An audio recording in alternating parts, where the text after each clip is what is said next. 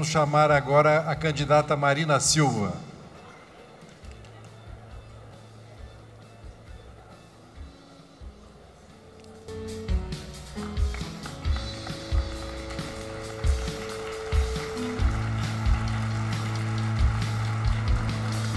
Por gentileza, tomem seus lugares. A candidata Marina Silva já está no palco.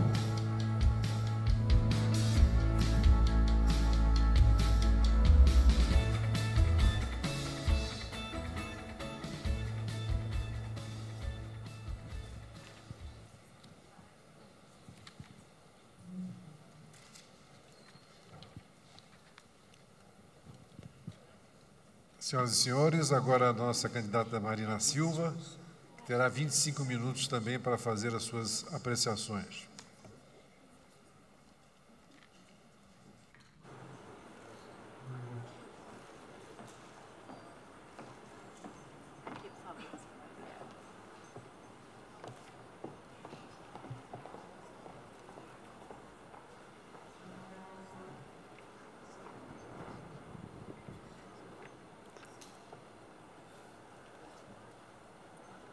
Bom dia a todos, a todas. Em primeiro lugar, eu quero agradecer a Deus por estarmos aqui e quero, de um modo especial, agradecer a oportunidade desse debate. Já estive em outras oportunidades como candidata e pré-candidata e agora, pela terceira vez, retornando.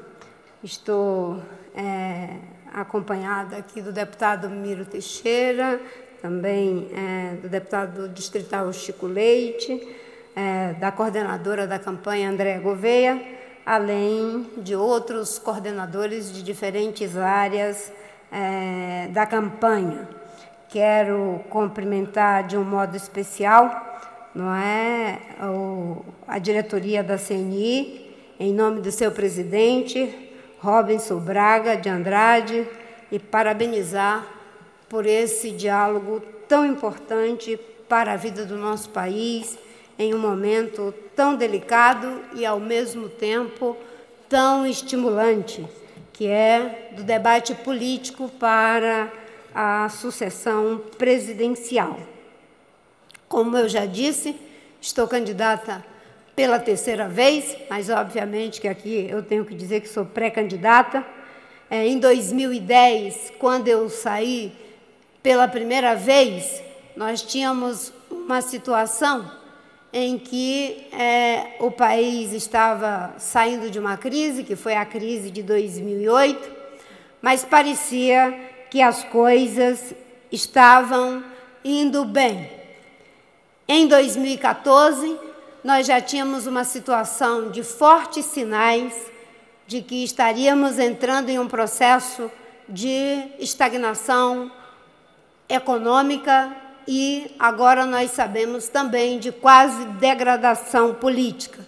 Mas, infelizmente, no contexto de 2014, ainda foi possível esconder essa dura realidade que já estava se mostrando aos poucos para a sociedade brasileira, e os que foram para o segundo turno foram escondendo da sociedade esses graves sinais que agora se materializaram em uma grave crise econômica, uma grave crise política, social e principalmente de valores. A Operação Lava Jato, agora em 2018, traz uma realidade nua e crua, que sem resvalo ela mostra para a sociedade brasileira os graves problemas que estamos vivendo e que teremos que enfrentá-los.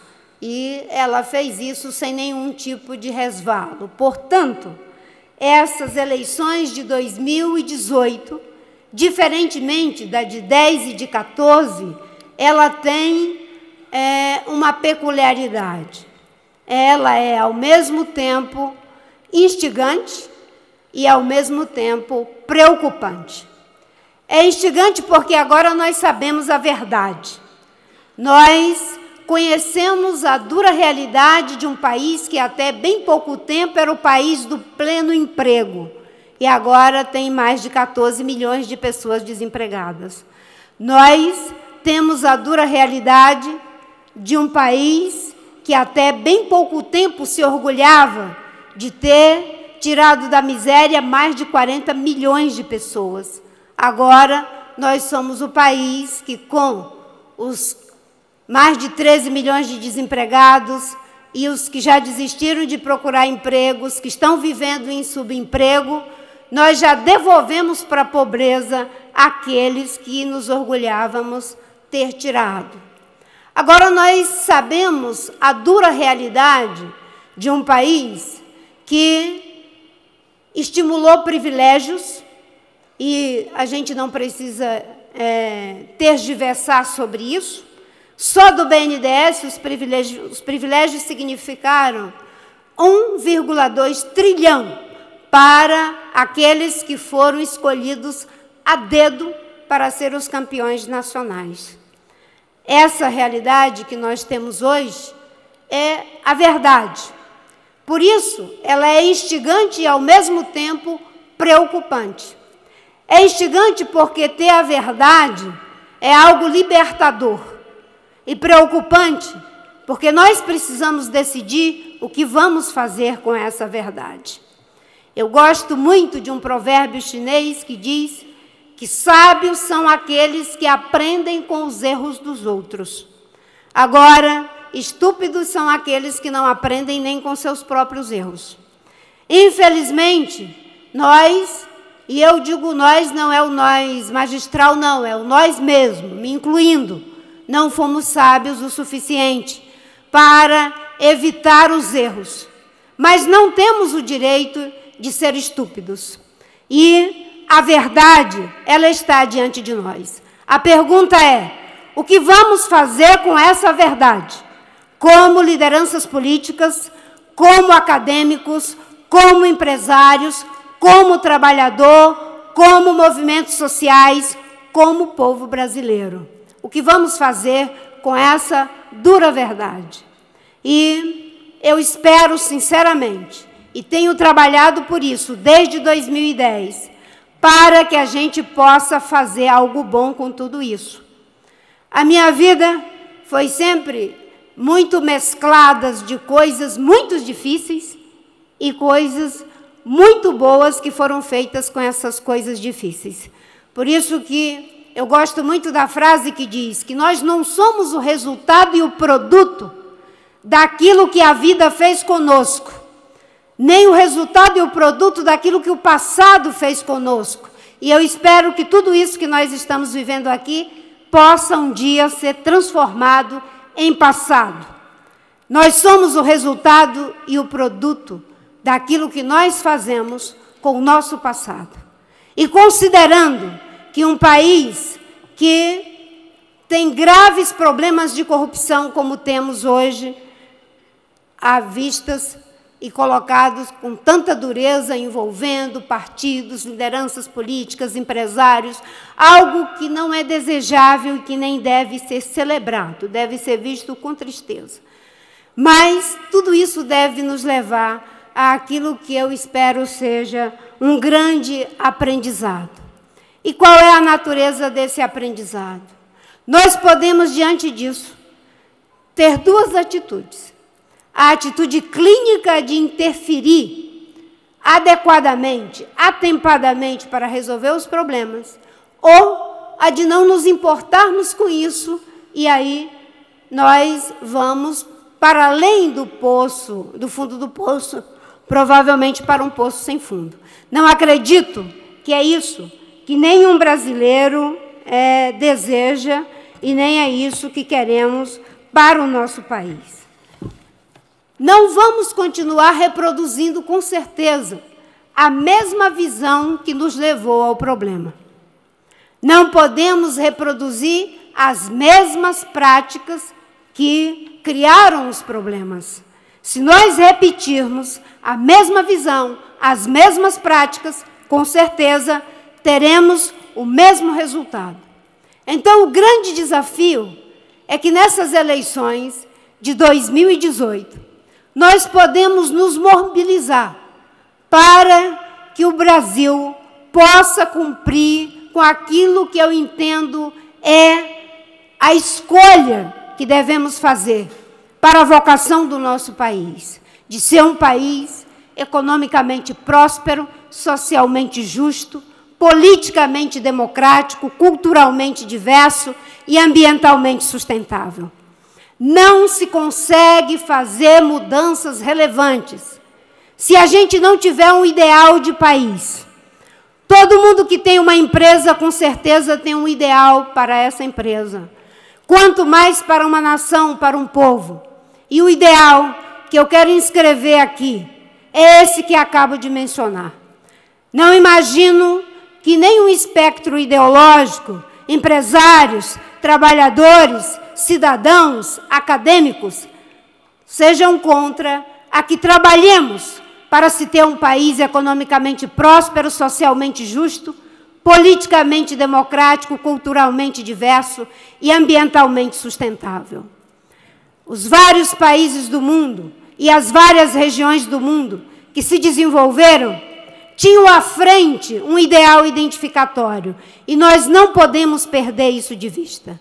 Eu sei que eu estou diante de um público que fez um documento sério, que pensa como a indústria deve se inserir nesse contexto e que está, com certeza, também aprendendo que a melhoria da parte deve servir para a melhoria do todo e de que um ambiente saudável é a melhor forma da gente resolver o problema das contas públicas, o problema da tributação complexa que temos e que precisa ser simplificada, os graves problemas e gargalos que têm que ser enfrentados para um setor que já representou mais de 20% do nosso PIB e que agora tem um papel que é muito aquém daquele que já teve.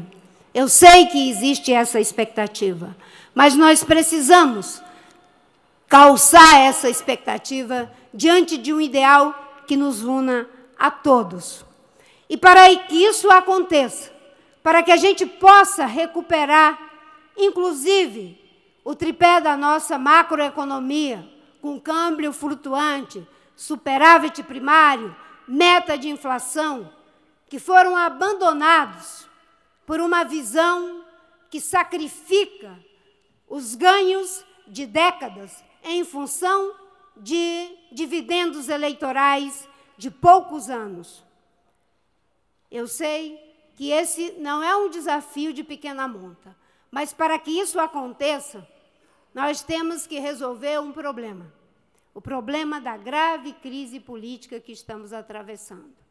Sem ela, sem a solução dela, não há como dar conta desses imensos desafios de fazer uma reforma política, de fazer uma reforma tributária, de fazer uma reforma da Previdência que melhore a Previdência brasileira, de revisitar para rever aqueles aspectos draconianos da reforma trabalhista, como, por exemplo, uma mulher trabalhar em atividades de risco para ela e para a criança durante a gravidez.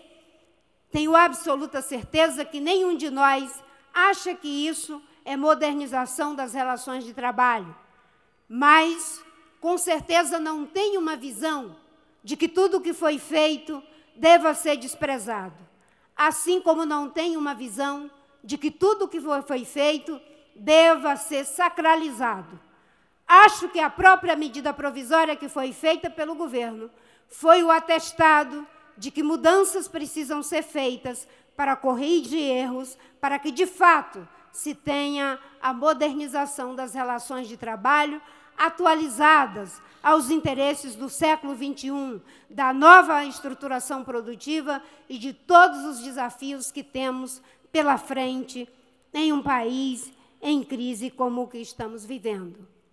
Esse esforço de mudanças e de transformações, como disse anteriormente, precisa resolver o gargalo da crise política. Eu sei que muitos dos senhores aqui investem muito fazendo análise de risco para evitar prejuízos para suas empresas, com uma visão de se precaver contra problemas. Mas a gente não pode deixar de fazer agora uma análise que é fundamental, a análise do risco político. Quantos bilhões não perdemos em função de erros graves que foram cometidos e que resvalaram na economia, na vida das pessoas, naqueles que hoje estão desempregados, naqueles que tiveram que parar de estudar, naqueles que hoje estão até deixando de ter esperança. Não por acaso, quase metade da população diz que não vai votar agora em 2018. Qual é o esforço que estaremos fazendo para que as pessoas voltem a acreditar que, de fato, esse país pode ser um lugar bom para se fazer um investimento, recuperando credibilidade, base de confiança para que esse investimento seja sustentável e sustentável, para que seja duradouro, e não como tem sido até agora. Resolver o problema da grave crise política é um grande desafio. E, para isso, é preciso que se crie um processo que nos leve a uma nova governabilidade. O presidencialismo de coalizão que temos hoje não dá conta mais de resolver os problemas do Brasil. Nós chegamos a um ponto que já não é mais de coalizão, é de desmoralização, de degradação. E, para isso, proponho que possamos fazer uma espécie de deslocamento para o que eu chamo de presidencialismo de proposição, onde a governança e a governabilidade não se dá com base no toma lá da cá, de distribuição de pedaços do Estado para ter a maioria no Congresso, muito menos de distribuição de pedaços do Estado para compor o governo, com partidos que não fazem o diálogo em torno de programa, mas de interesses que agora a Lava Jato está revelando quais são. Na ideia de um presidencialismo programático, a escolha dos ministros se dará com base no programa. A escolha e a constituição da maioria no Congresso se dará com base no programa. E eu fico muito tranquila para dizer isso, porque desde 2010 eu estou dizendo: se ganhar, vou governar com os melhores. Os melhores não apenas dos partidos, porque 200 milhões de brasileiros são maiores do que os 30 e poucos partidos que temos. Existe muita competência no setor privado, existe muita competência na academia, nos movimentos sociais, em todos os lugares e também dentro dos partidos. Uma visão de Estado que, em vez de ser puramente fiscalizador ou puramente provedor, mas que se coloca no papel de Estado mobilizador, ele mobiliza os melhores esforços, as melhores capacidades de si mesmo e do tecido social para estabelecer uma nova governança e uma nova governabilidade. Eu sei que os senhores estão acompanhando o que aconteceu na Alemanha e na Itália. Foram meses de diálogo e negociação para poder compor a maioria para Angela Merkel governar. E a mesma coisa o 5 Estrelas e a Liga. Mas eles fizeram um acordo programático, de forma transparente, dialogando com a sociedade, com os diferentes segmentos da sociedade. E assim constitui-se a maioria. Essa vai ser a nova base. O fim do toma lá da cá, relações transparentes, ajudar a refundar a República, esse é o novo desafio. Sem o quê, não será possível fazer uma reforma tributária que, a partir de 4 diretrizes importantes: simplificação, porque se gasta muito com burocracia, quando se poderia ter formas mais eficientes de cobrar tributo e menos dispendiosa para as empresas. O princípio da justiça tributária, acabando com a regressividade, para que quem pode, menos não tenha que pagar mais. O princípio da impessoalidade, para evitar, inclusive, a guerra fiscal e aqueles interesses que muitas vezes são predatórios e não olham para o conjunto e apenas para a parte, e com isso inviabilizam um ecossistema saudável para o empreendimento e para negócios que sejam bons para todos. Uma reforma tributária que seja capaz de estabelecer um princípio de que não vamos aumentar tributos, mas que também não se vai fazer a demagogia de que é possível, numa crise como essa, ter redução de tributos, falando com transparência. Para isso, estamos trabalhando junto com o Instituto de Cidadania Fiscal e acho que muitos dos candidatos estão fazendo a mesma coisa. É uma excelente proposta para ser debatida, inclusive na direção da simplificação. Tenho certeza de que precisaremos, sim, dialogar com a agenda do investimento, da inovação, da tecnologia, que percebi no documento dos senhores tem um papel fundamental para que possamos nos integrar às cadeias produtivas globais. O Brasil tem uma grande vantagem diferencial como país de renda média. Todos os países de renda média, como diz o economista Eduardo Janetti, os que conseguiram sair desse patamar foram aqueles que foram capazes ou de aumentar a exportabilidade de serviços, ou de commodities, ou de produtos da sua indústria. O Brasil, diferentemente daqueles que foram por um único caminho, pode combinar as três coisas. Pode combinar o aumento da exportabilidade de serviços, porque somos um país admirável para o turismo e tantas outras formas de serviços que a humanidade hoje demanda. Nós temos uma indústria que já foi poderosa e que pode, sim, se integrar às cadeias produtivas globais, desde que se faça o dever de casa, do Estado e das próprias empresas. Nós podemos participar desse processo com as commodities agrícolas e minerais, com base em critérios sustentáveis, para que o Brasil possa alcançar a sua prosperidade econômica e social.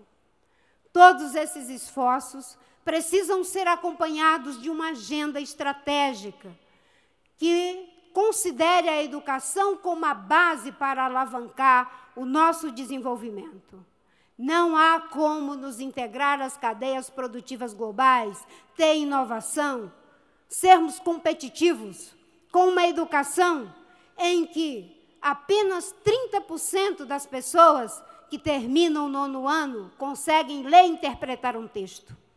É impossível fazer isso com apenas 14% dos jovens que saem do ensino médio fazendo operações simples de matemática. A maioria não consegue ler e interpretar um texto, não conseguem fazer operações simples de matemática. É impossível alcançar tudo isso sem um olhar para a infância, onde as crianças recebem os primeiros estímulos, onde a base de aprendizagem e a sua estrutura para aprender a aprender é formada nessa fase inicial de vida. Vamos priorizar a educação, mas vamos priorizar também segurança pública. Há um custo muito grande com segurança, em torno de 5% do PIB. Se investíssemos mais em educação, não precisaríamos investir tanto em segurança pública. Para isso é fundamental que se tenha um plano nacional de segurança pública, onde se dê ênfase àquilo que todos os especialistas estão dizendo. É foco em tecnologia, em inteligência, para ter abordagens mais adequadas e com resolutibilidade nas manchas de criminalidade, integração das polícias, investigação de ciclo completo e não permitir que o crime organizado comande de dentro dos presídios a criminalidade aos olhos dos governantes, com uma ação integrada de governo federal, estadual e municipal. Teremos que fazer o grande esforço de fazer com que o nosso país possa, a partir do dia 1º de janeiro, estabelecer um novo patamar de prioridades para que a gente recupere a nossa economia, volte a ter investimentos, volte a ter um país que sonha em melhorar a qualidade de vida dos seus cidadãos e das suas cidadãs, onde o ambiente favorável possa significar o desenvolvimento de todos, mas também o desenvolvimento de cada um. Porque o que faz a diferença é ter uma sociedade estimulada para empreender.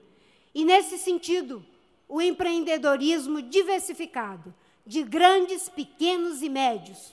E uma coisa importante, hoje as comunidades das periferias, das situações de vulnerabilidade também querem empreender.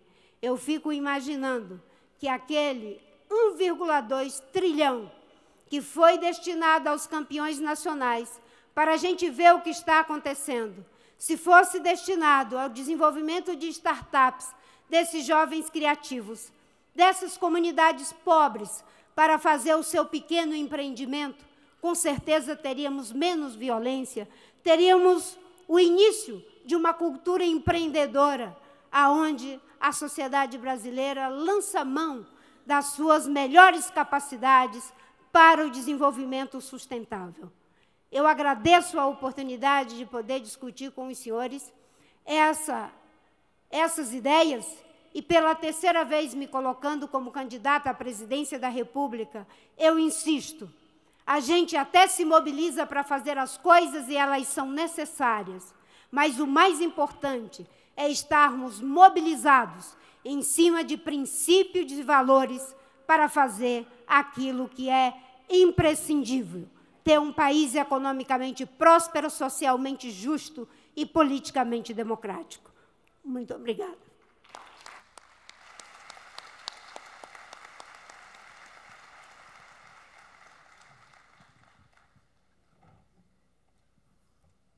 Senadora, agora a senhora pode, por gentileza, sentar-se.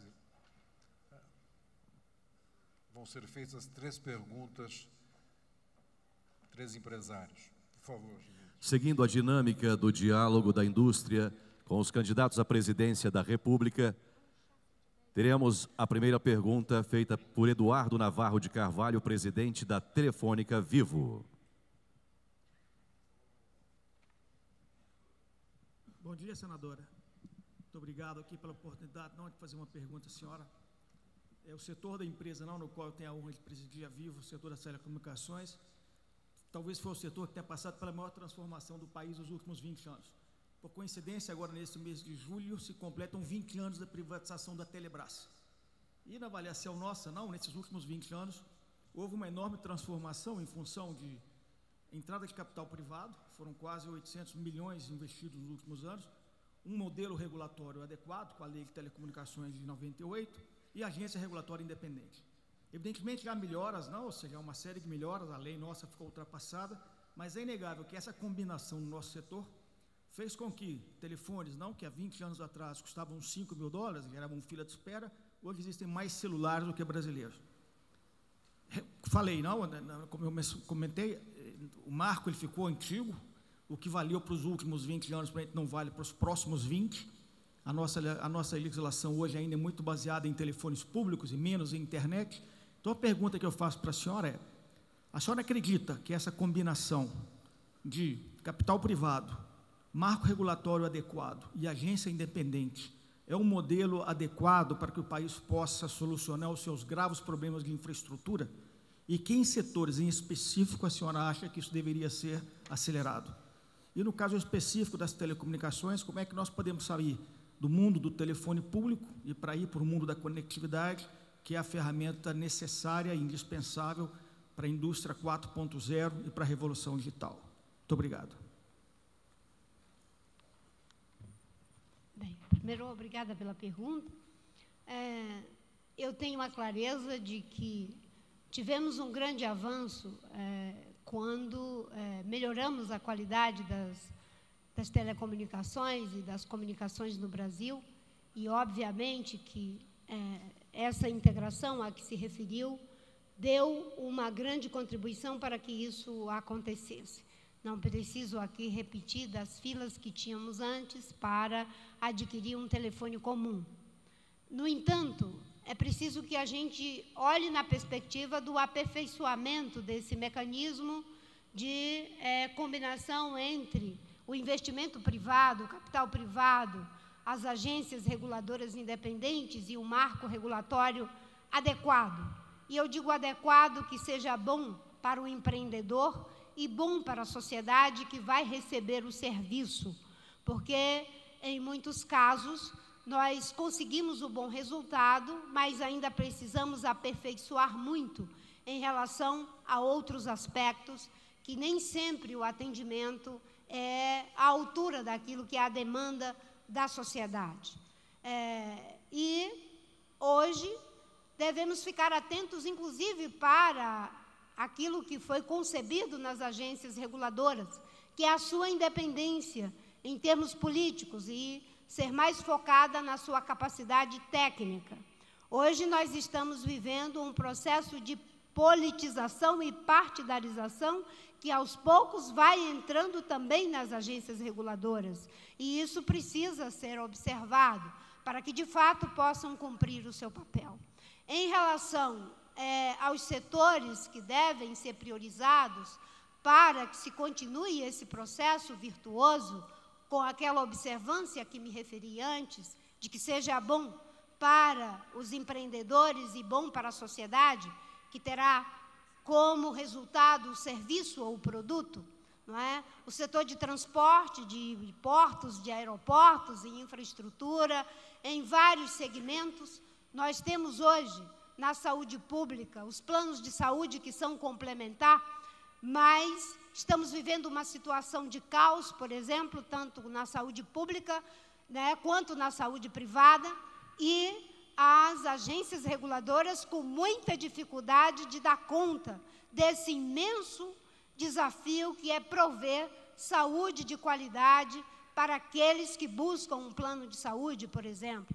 É possível ter parcerias entre o público e privado, é possível fazer as concessões privadas, desde que se tenha, de fato, um marco regulatório que seja capaz de possibilitar o retorno justo e adequado para aqueles que são concessionários e, ao mesmo tempo, capacidade de fazer com que as regras sejam cumpridas para o atendimento correto da sociedade. Hoje nós temos um grave déficit em infraestrutura. O Brasil vive a necessidade de mais e mais investimento. Nós temos a necessidade de prover à sociedade na parte de saneamento básico. A maior parte da população brasileira não tem acesso a esgoto tratado. Quando eu fui ministra, desenvolvemos um programa que era a compra pelo esgoto tratado, que infelizmente não foi levado adiante, e eu consigo perceber inúmeros espaços em que é bem-vindo, né, o suporte da iniciativa privada e a ação do Estado ficar mais voltada para segmentos estratégicos de interesse da sociedade que só o Estado pode prover, não é? A gente busca muito um ambiente saudável para o desenvolvimento, a prosperidade, o investimento, o empreendedorismo, mas para que isso aconteça, é preciso que o Estado faça um grande investimento. É impossível investir e a iniciativa privada ter sucesso quando o Estado não investe em segurança pública, quando não dá a provisão de educação de qualidade, de saúde, de transporte, moradia adequada. Portanto, o ambiente favorável ao empreendedorismo não é ausente de investimento público, e esses investimentos públicos são feitos pelo Estado com o dinheiro do contribuinte, além de outros aspectos que é perfeitamente possível essas parcerias. Agradecemos a resposta da candidata Marina Silva.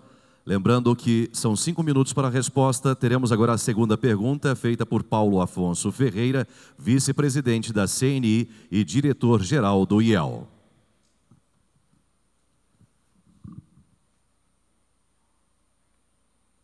Muito bom dia a todos e a todos, senhora candidata. Muito obrigado pela sua presença.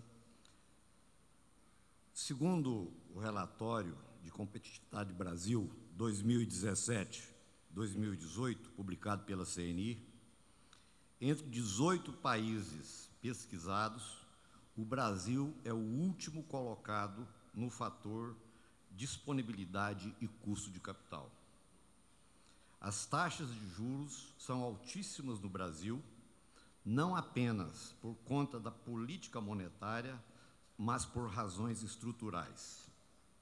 Estamos vendo um volume enorme de desempregados, dificuldade na obtenção de crédito, redução nos investimentos, empresas de vários segmentos encerrando atividades. Isto afeta a economia brasileira, enquanto que o sistema financeiro brasileiro está com resultados extraordinários, conforme relatórios divulgados em relação ao primeiro trimestre de 2018. Há um desequilíbrio entre o sistema financeiro brasileiro e o resto da sociedade. Esta é uma anomalia que precisamos enfrentar com determinação. Como a candidata vê esse desequilíbrio e qual a sua visão sobre o problema dos spreads elevados no Brasil? Como desenvolveremos um sistema financeiro eficiente, competitivo e justo? Nós defendemos que o sistema financeiro tem que ter resultado, sim, é fundamental. Agora, o que nós estamos pensando e estamos vendo, todos nós estamos sentindo na carne, é esse desequilíbrio que está acontecendo e que está afetando o país como um todo. Qual que é a solução que a senhora tem? Muito obrigado. Bem, em primeiro lugar, é fundamental que, de fato, se tenha juros que não sejam tão elevados para que se possa estimular o investimento, o empreendimento.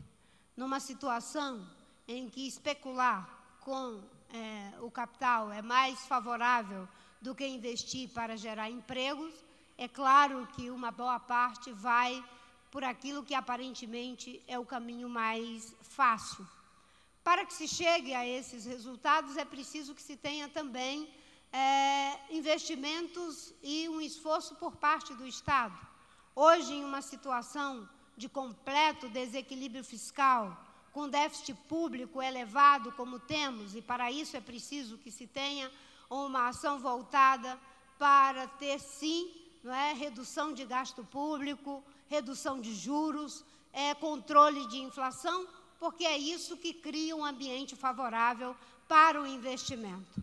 Voltar e recuperar credibilidade para que venham os investimentos e que sejam investimentos saudáveis, duradouros, é uma forma de reduzir, sim, taxa de juros e evitar com que se tenha essas anomalias. É claro que nós vivemos em um ambiente econômico que não são apenas os fatores internos que possibilitam esse ambiente saudável.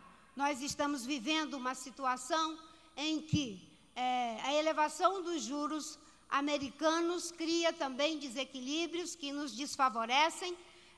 Nós temos uma situação em que o Brasil não fez o dever de casa quando deveria ter feito, e agora que o mundo está crescendo e que está em um patamar favorável a eles, nós não estamos em condição de acompanhar esse bônus do crescimento econômico global. E estamos pagando um preço alto. Temos hoje uma situação externa ainda, em que o protecionismo que vem sendo praticado pelos Estados Unidos, criando uma situação difícil na relação com a China, acaba também criando situações difíceis para nós, mas há um dever de casa que o Estado precisa fazer. O controle do gasto público, os investimentos saudáveis em infraestrutura, termos cada vez mais incentivos para ter uma economia viva, que é capaz de fazer jus às suas melhores possibilidades na agricultura sustentável, e temos grandes potencialidades para fazer isso, criar um novo ciclo de prosperidade, onde os investimentos estejam alinhados com aquilo que está acontecendo no mundo, O Brasil precisa discutir qual é a natureza da sua matriz energética, e isso pode sim criar um novo ciclo de prosperidade, o que facilita, não é, sairmos da crise que estamos vivendo, ter novos investimentos e diminuirmos com isso, não é, o déficit público e sermos capazes de controlar uma situação como essa. Obviamente que para isso precisamos tratar as instituições financeiras com a autonomia necessária, e quando eu digo autonomia, não digo que seja institucionalizar essa autonomia, mas que não se faça uso político das instituições financeiras. Tudo isso leva a um ambiente saudável em que se controla a inflação, se reduz juros e favorece o investimento. Passaremos agora à terceira pergunta, que é a pergunta da plateia, em que os senhores e as senhoras terão que votar no aparelhinho que está anexado à sua cadeira. Farei a leitura das perguntas após a projeção. As senhoras e senhores terão 30 segundos para escolher opção A, B ou C. Opção A da pergunta 3. A política industrial é instrumento utilizado por muitos países. Qual é a sua visão sobre o uso de política industrial no Brasil e o papel da indústria? Quais mecanismos o governo pode utilizar para o desenho de uma política industrial que aumente a competitividade e concorra para a transformação estrutural? Opção B. A modernização trabalhista realizada pela Lei 13.467 de 2017 está em vigor há quase 8 meses. Apesar do curto tempo, há resultados positivos. Qual sua posição sobre a modernização trabalhista da Lei 13.467 de 2017? Quais as suas propostas para avançar na modernização das relações do trabalho? Opção C. A segurança pública cresceu de forma expressiva como preocupação dos cidadãos e das empresas. Qual o seu diagnóstico e a agenda para superar esse grave problema? As senhoras e senhores têm 30 segundos para a votação.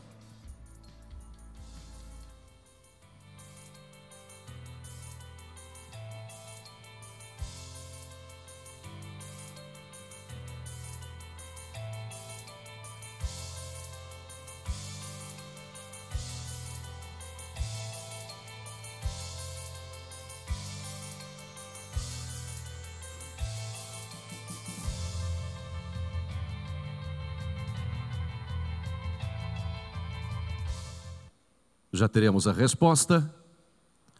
A opção B foi a vencedora. A opção B, a modernização trabalhista, realizada pela Lei 13.467 de 2017, está em vigor há quase 8 meses. Apesar do tempo curto, há resultados positivos. Candidata, qual sua posição sobre a modernização trabalhista dessa lei e quais as suas propostas para avançar na modernização das relações de trabalho? 5 minutos para a resposta. Acredito que falei brevemente sobre a minha visão da reforma trabalhista e acho que, de fato, há necessidade de uma modernização da legislação trabalhista brasileira. Na época em que ela foi pensada, boa parte dos problemas que temos hoje, sobretudo da reestruturação produtiva, não estavam colocados. Nós estamos vivendo a 4ª Revolução Industrial e cada vez mais as relações de trabalho vão ficar completamente diferentes daquilo que nós conhecíamos no passado. No entanto, a reforma trabalhista que foi feita, no meu entendimento, ela carece de algumas mudanças e de uma revisão para, de fato, significar essa modernização. Tivemos alguns resultados que estão sendo celebrados, como, por exemplo, a diminuição da grande quantidade de processos, que não é desejável, não é bom nem para o trabalhador, nem para o empregador, termos milhões e milhões de processos que levam um custo muito grande para as relações de trabalho. E as estatísticas mostram que houve, sim, uma redução. No entanto, ainda é cedo, porque com a insegurança jurídica criada pela forma atabalhoada com que foi feito o debate no Congresso, não reparando os erros que depois houve uma tentativa de reparo com a medida provisória, é possível que uma grande quantidade de processos tenham ficado nas gavetas dos advogados e que só agora eles possam voltar à tona. Eu só estou fazendo uma observação para que a gente trabalhe com um dado de realidade antes de achar que isso já é um resultado líquido e certo, ainda que tenhamos que celebrar essa diminuição. Um outro aspecto importante é que a reforma trabalhista tinha como sinalizador a questão de aumentar os empregos, coisa que ainda não se efetivou, claro que também em função do baixo investimento que se tem numa situação de dificuldade em que provavelmente a credibilidade e a segurança para investir só se terá a partir de um governo democraticamente eleito a partir de 2018. Mas, mesmo assim, esse resultado ainda não aconteceu e, obviamente, que não poderia ser só em função das questões trabalhistas. Temos o desafio de trabalhar a questão da segurança jurídica e, com a situação que voltamos a ter com a medida provisória, não acredito que ela ficou resolvida. Portanto, precisará ser revisitada. Revisitada no aspecto do que diz respeito a uma mulher trabalhar em situação insalubre, desde que tenha um atestado de um médico, revisitada em relação ao horário de trabalho de apenas meia hora, revisitada no que concerne a outros aspectos que, no meu entendimento, pode dificultar o acesso à justiça. E, para isso, é preciso que se tenha formas mais simplificadas, com pequenos processos, em relação às custas trabalhistas e os honorários advocatícios. Hoje já existem estudos que demonstram que há um arrefecimento das pessoas mais pobres por medo de pagar custas e honorários advocatícios. Poder-se-ia estabelecer que até um salário mínimo, 2 salários mínimos, isso seria dispensado. E com isso se tiraria esse peso da reforma trabalhista. Não acho que ela deva ser revogada, acho que deva ser revisitada para corrigir essas injustiças que foram cometidas e que já haviam sido reparadas em parte com a medida provisória. Vamos ter que trabalhar muito para que novas formas de relação de trabalho, para aumentar a formalidade da grande quantidade que está hoje na informalidade, possam favorecer, sem precarizar, as relações de trabalho.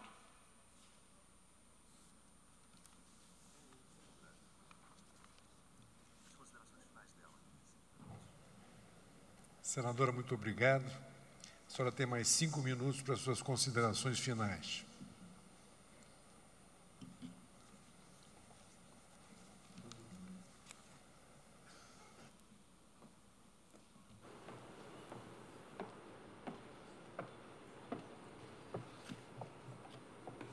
Bem, mais uma vez eu quero agradecer e parabenizar os organizadores por esse importante evento e a possibilidade de que se possa discutir temas que são importantes para o setor.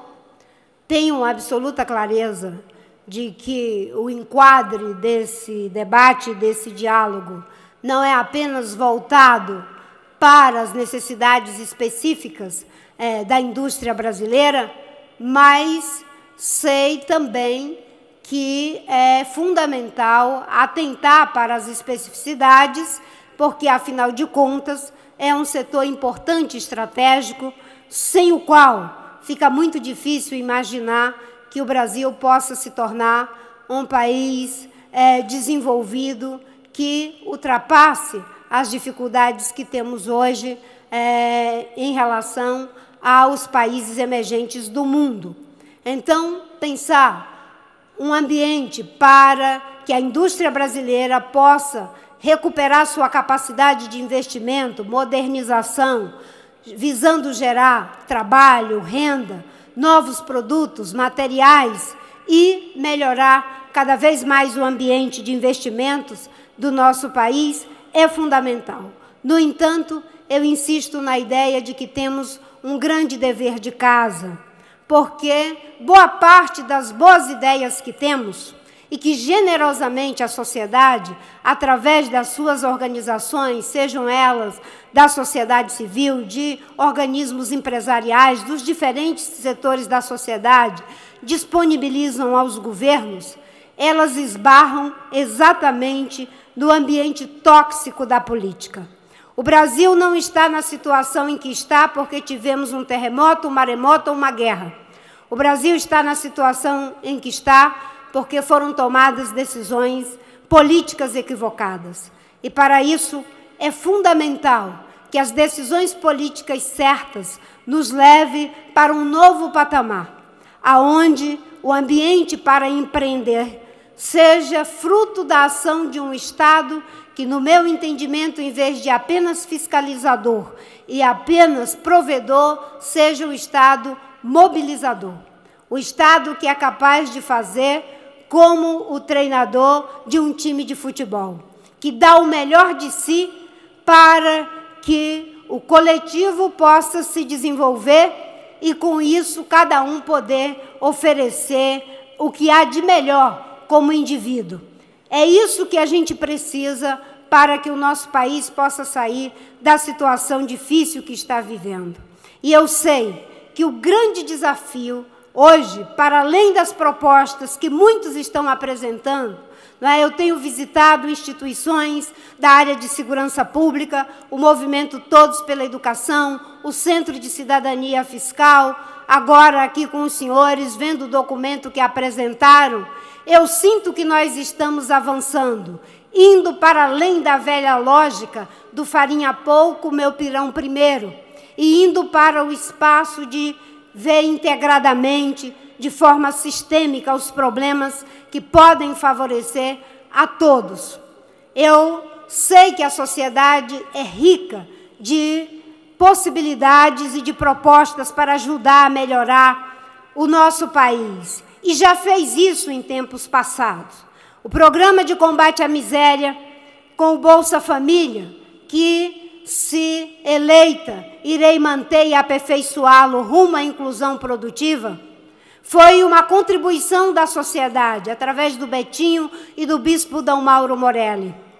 O programa que nos levou, o processo que nos levou a ter um sistema único de saúde, que atende a todos os brasileiros, ainda que em situação precária, por ter sido degradado e não aperfeiçoado, foi uma contribuição da sociedade brasileira através de médicos, sanitaristas e tantos outros movimentos. Na área ambiental, foram contribuições da sociedade brasileira que nos levaram a patamares de sustentabilidade a ponto de fazer com que o Brasil hoje possa participar do desafio da redução das emissões para mudanças climáticas em pé de igualdade com países até mesmo desenvolvidos.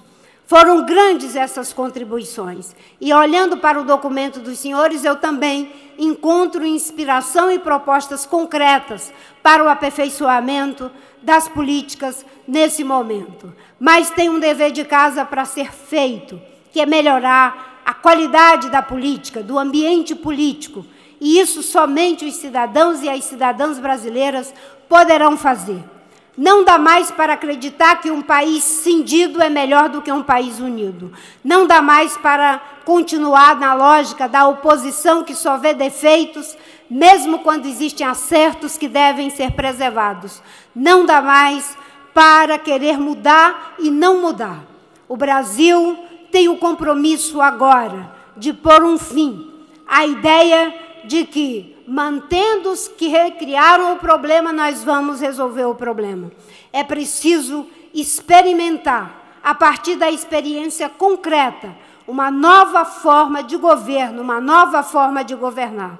Não com base no toma lá da cá, como disse anteriormente, mas com base em um programa Um programa que é capaz de ouvir a sociedade, um programa que é capaz de ouvir os empresários e os trabalhadores. Muito obrigada.